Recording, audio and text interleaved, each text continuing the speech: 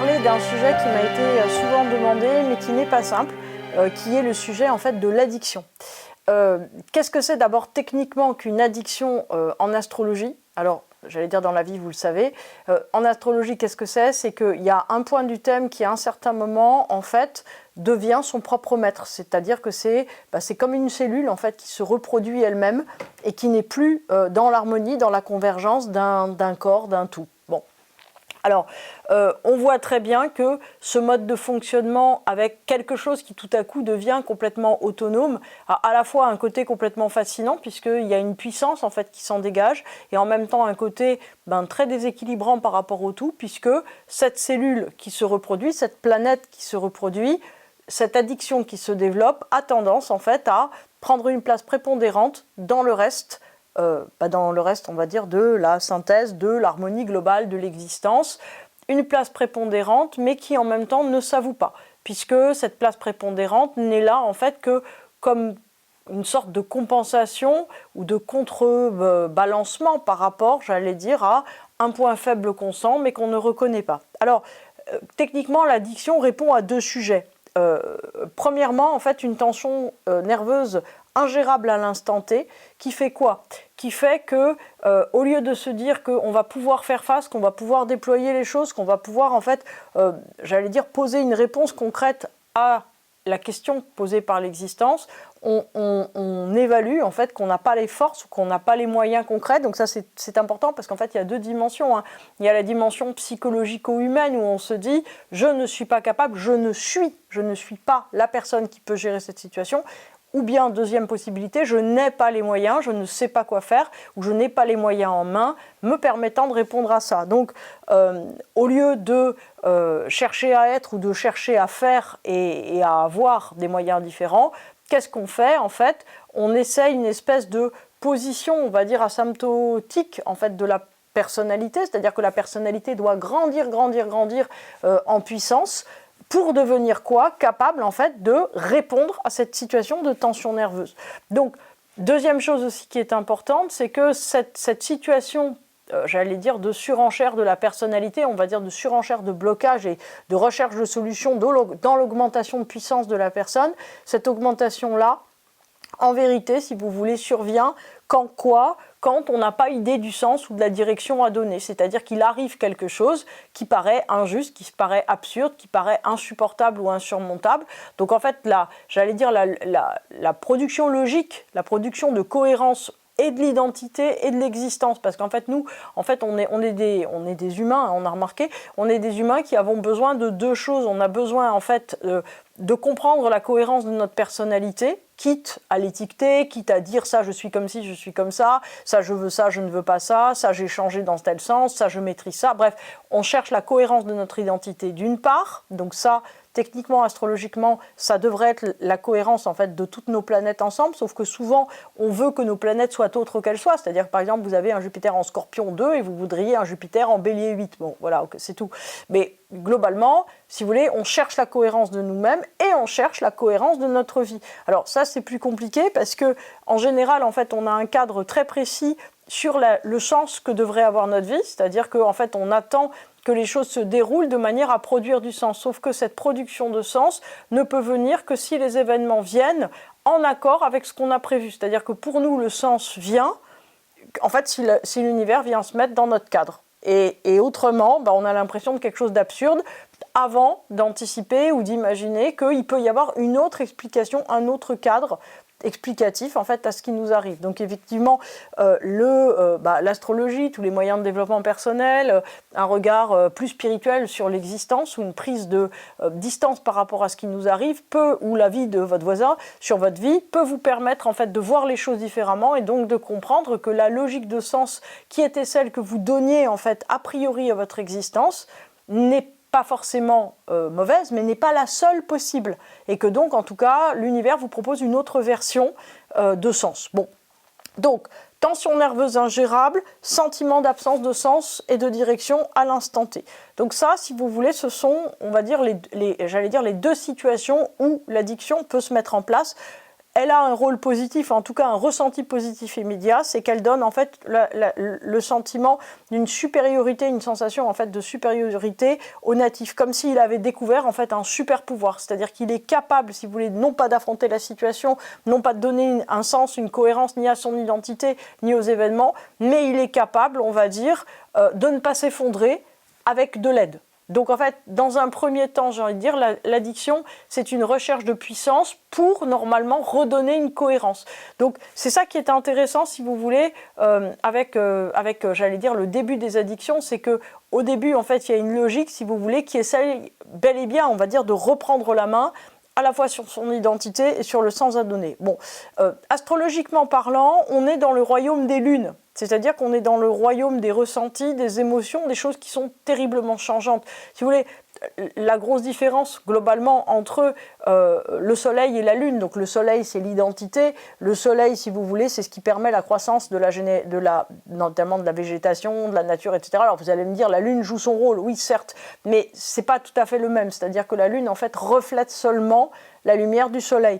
Donc ce qui veut dire que en fait la lune pendant la nuit va donner, on va dire par son rayonnement qui est plutôt un rayonnement magnétique, en fait elle va stocker les rayons du soleil et les reproduire sur Terre. Donc ça c'est un processus auquel il faut penser, voilà, c'est-à-dire qu'en fait qu'est-ce qui se passe techniquement par rapport à la Lune et aux addictions? C'est-à-dire que nous ingérons une situation que nous n'arrivons pas à gérer et on essaye d'une certaine façon de, j'allais dire, de réassimiler cet événement en transformant les choses à l'aide, on va dire, d'une adjonction d'éléments dont nous sommes porteurs.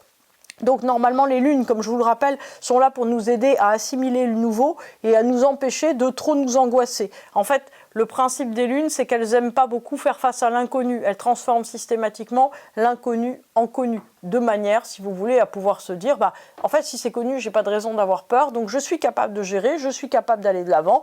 Et de ce fait, en fait, les lunes permettent le développement vers l'inconnu, etc. Donc, on a 4 familles de lunes qui correspondent aux 4 éléments. Alors, pourquoi 4 éléments 4 éléments, parce que, j'allais dire, de toute façon, la structuration de l'univers, elle est faite sur, on va dire, les nombres premiers de 1 à 9, de toute façon. Mais 4, en fait, c'est parce que nous sommes faits aussi de ces 4 éléments, plus l'esprit. Donc, 5e élément, l'éther, c'est la présence spirituelle. Mais nous sommes bien faits de terre, d'eau, de feu et d'air. Voilà. Alors on va commencer justement par les lunes en air. Donc les lunes en air, elles gèrent leur peur de l'inconnu, c'est-à-dire de ne pas être à la hauteur, d'être nul, de tout rater, par le changement de sujet en général. Donc leur défaut, on va dire, c'est de s'éparpiller ou de caracoler, de perdre leur cohésion. Donc en fait, elles souffrent en général d'addiction nerveuse, car besoin en fait de stimuli sans cesse renouvelés, et donc que l'attention soit tout le temps renouvelée. C'est-à-dire que c'est ce qui est... Voilà, alors donc par exemple les lunes en air ont une tendance assez importante, si vous voulez, à être attirées par tout ce qui est virtuel. Parce qu'en fait, si vous voulez, ce sont des stimuli de très court terme, et ces stimuli de très court terme, en fait, permettent, en tout cas donnent dans un premier temps l'impression que la tension nerveuse est moins importante. Si vous voulez, c'est très important de comprendre le dans un premier temps, parce que effectivement, dans un premier temps, la lune est calmante, la lune est apaisante, c'est la lune qui va permettre, on va dire, j'allais dire, d'absorber le trop-plein, voyez, de difficultés dans l'existence, etc. Donc en tout cas, les lunes en air, si vous voulez, c'est des stimuli sans cesse renouvelés. Donc à d'autres époques, ça pouvait être des voyages, des activités, tout un tas de choses, mais en tout cas, aujourd'hui, si vous voulez, le problème numéro 1 des lunes en air, c'est cet enfermement dans le virtuel et la nécessité d'être stimulé. Pourquoi ? Parce que le problème, c'est que si on est dans un monde qui est par trop virtuel, qu'est-ce qui se passe ? En fait, on se déconnecte du monde réel et à partir de là, on peut d'autant moins faire quoi que ce soit, évidemment. Je veux dire, en gros, si vous regardez un paquet de pâtes et l'eau qui coule, vous n'allez pas pouvoir manger à un moment des bonnes pâtes cuites si à un moment vous ne prenez pas la casserole. Donc en fait, le problème des lunes en air, c'est qu'elles pensent très bien à tout ce qu'il faudrait faire, mais ne le font pas.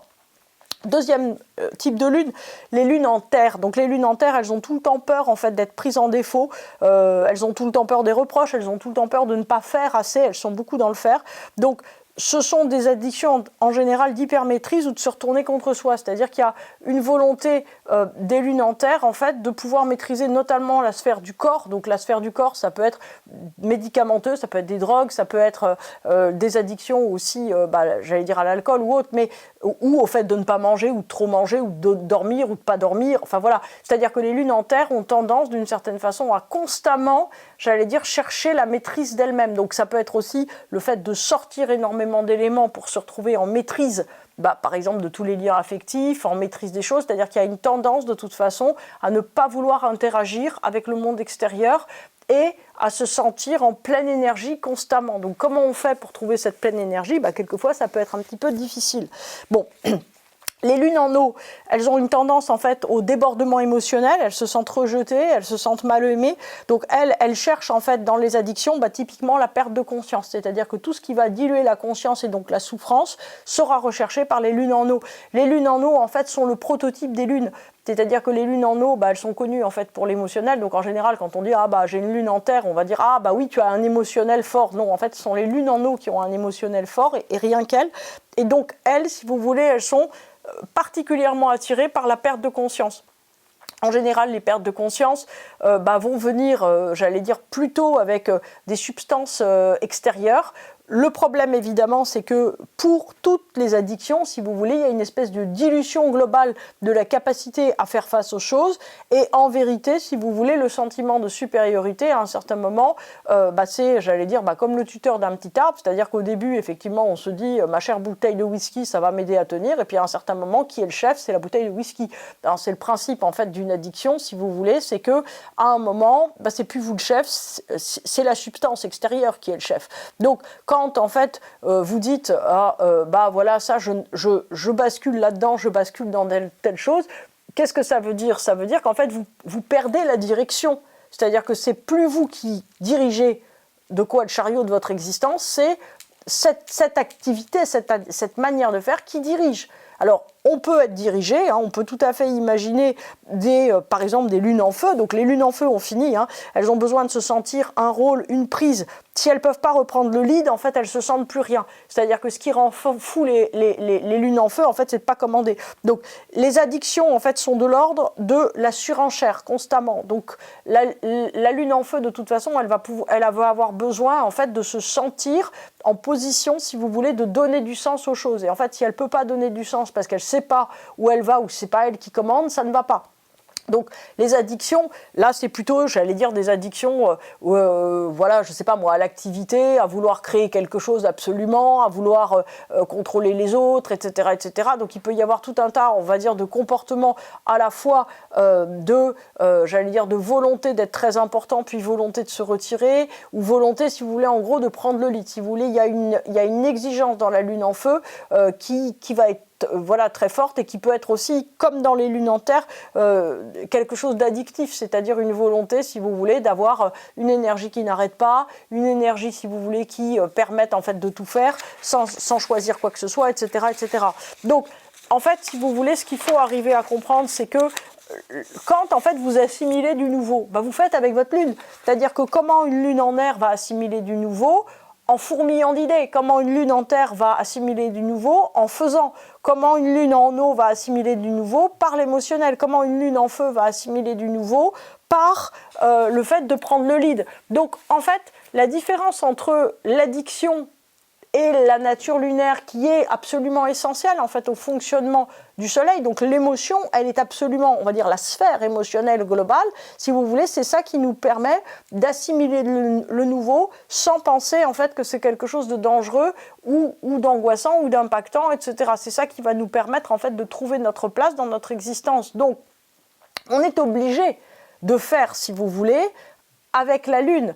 Par contre, si vous voulez, à quel moment, j'allais dire, cette manière de faire devient votre maître dans votre existence, c'est ça le problème. Donc, en fait, il faut faire travailler les lunes à assimiler les événements et non pas développer un comportement de défense face à l'événement. En fait, si vous voulez, la question, c'est ça. C'est à quel moment, j'allais dire, votre comportement est un comportement d'assimilation ou un comportement, si vous voulez, qui crée une séparation entre vous et le monde extérieur. C'est-à-dire qu'en fait, la lune, elle doit assimiler les choses et les rendre possibles et les rendre fluides, et non pas faire une forteresse. Donc en fait, la cause de toutes les addictions, c'est toujours un refus d'interaction avec la réalité qui va engendrer ensuite un comportement qui ne sera plus susceptible en fait d'être endigué par une volonté normale. Parce que le problème, si vous voulez, c'est que si vous êtes addicté à quelque chose, eh bien, il y a un moment en fait où vous pouvez pas faire autrement. C'est-à-dire qu'en fait, si vous êtes, j'allais dire, dans une addiction, eh bien, j'allais dire, en fait, quelque chose parle plus fort que vous. Le principe, si vous voulez, du soleil, c'est qu'il ne se décentre pas. Le soleil, dans notre thème, il est très important puisque c'est le centrage de notre personnalité. C'est en fait la source de toute notre vie. Donc imaginez si le soleil se rapproche de la Terre, réchauffement climatique, crac, on meurt tous. Si le soleil se rapproche de Mars, il fait déjà 200 degrés sur Mars, là c'est fini, la planète rouge, elle devient planète cramée. Donc voilà, en fait le problème, si vous voulez, c'est que nous ne devons pas perdre le lead, c'est-à-dire que si c'est la Lune qui devient le lead, si on reste en astrologie pure, si c'est la Lune qui devient, donc qui n'est qu'un reflet du Soleil qui devient le lead, nous perdons toute notre énergie vitale, c'est-à-dire que nous n'avons plus rien à donner à notre vie réelle, nous ne sommes plus qu'un reflet de l'énergie vitale. Donc en fait, c'est comme si nous répétions de manière répétitive et creuse un comportement qui est complètement évidé de l'intérieur. Bon, et donc nous avons la possibilité de créer des monstres. C'est-à-dire que la personne qui se sent incapable en fait de construire une vie à la mesure de son attente peut se dire, à ce moment-là, je m'exempte du fait de construire quelque chose, je me fais un monde à part, puisque la réalité ne m'intéresse pas, je ne veux pas interagir avec elle. Donc, en fait, la Lune, elle a une tendance, ça c'est le mauvais côté de la sphère émotionnelle, soit à attirer l'attention, soit s'exempter des conditions de possibilité, en fait, même de la réalisation de son attente. C'est-à-dire que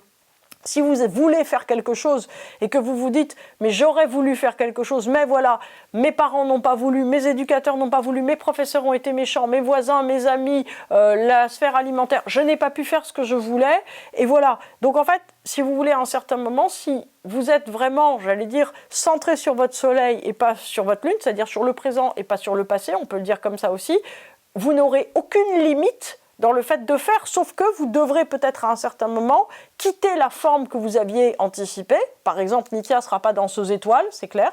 Donc, et je fais autre chose. Par exemple, je fais des vidéos sur l'astrologie. Voilà. En fait, il y a une créativité dans les deux, la forme change. Peut-être que la forme, là, en tout cas pour moi, est plus utile que danseur étoile. Danseuse étoile, j'aurais été moins brillante probablement. Donc, la question, si vous voulez, c'est que le problème de l'addiction, c'est qu'elle donne ce sentiment de supériorité. Alors là, si vous voulez, c'est la grande porte avec le tapis rouge pour l'ego qui accède à sa pleine mesure, puisqu'il se dit « oui, mais j'aurais pu, j'aurais dû, et si ?» Et voilà, donc en fait, si vous voulez, il y a une surenchère de cette sphère des possibles qui vient en fait se heurter à la sphère du réel, sauf que entre les deux, comme dirait Walter Benjamin, il y a quoi? Il y a le pauvre petit corps de l'homme, parce qu'effectivement, si vous l'imprégnez en fait de drogue, d'alcool, de manque de sommeil, d'activité, machin, en fait, si vous le coupez de la réalité, concrètement, en fait, si vous coupez la lune du soleil, qu'est-ce qui va se passer? Vous allez mourir. Vous allez mourir de manque d'énergie, vous allez tomber malade, ou vous allez devenir fou. Donc voilà. En fait, seul le réel peut faire contrepoids avec la fausse création imaginaire. En fait, l'imagination, la création, elle est bien dans la vie, elle n'est pas bien hors de la vie. Donc ça veut dire que quelqu'un qui a, par exemple, une œuvre incroyable qui crée, mais pas de rapport au réel, c'est-à-dire que cette œuvre ne donne rien, que cette œuvre, c'est juste en fait pour, j'allais dire, l'enrichissement de cet ego, et en fait, on est dans la sphère lunaire, on est dans une sphère d'addiction. Donc, ce qui est très difficile, si vous voulez, c'est que dans le cadre de l'addiction, on a la sensation unique d'avoir trouvé quelque chose que nul n'a trouvé. Vous voyez, moi, j'ai eu beaucoup de gens, en fait, qui prenaient de l'alcool, de la drogue, etc. Et en fait, ils se disent qu'ils sont uniques et ils se disent aussi qu'ils ont trouvé une force qui leur permettra de faire face à la vie réelle. Point trop d'infos, c'est pas du tout ça qui se passe. Ce qui se passe, si vous voulez, c'est qu'à un certain moment, bien loin d'avoir de la force, en fait, ils perdent toute force pour leur vie réelle. Et en vérité, c'est ça qui rend impossible. C'est-à-dire que plus l'addiction est forte, plus la réalité s'en va.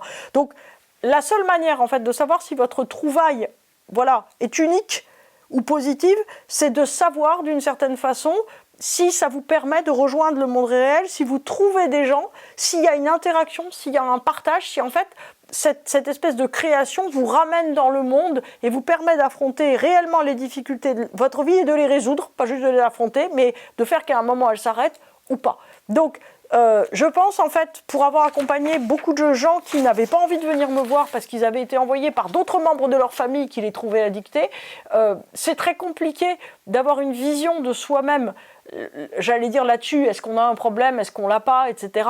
Donc je pense que c'est pas la peine de faire son examen de conscience sans fin comme le ferait Ignace de Loyola, c'est plus trop l'époque, mais d'être très clair sur le fait de est-ce que en fait, un jour, 2 jours, 3 jours, on est capable de ne pas faire quelque chose? Est-ce que en fait, notre structure de vie, elle dépend de quelque chose d'extérieur ou pas? Parce qu'à un moment, il ne faut pas se leurrer, quand on va quitter la Terre, on ne pourra ni prendre une boîte de médicaments, ni notre création précieuse d'œuvres d'art, ni notre corps, ni nos vêtements, ni même nos chats, hélas, mais ils viendront autrement. Mais ce qui est très important, en fait, c'est de comprendre que ce que vous êtes, en fait, doit vous permettre de vivre et non pas, en fait, d'arrêter, j'allais dire, ce lien absolument incroyable avec l'existence elle-même.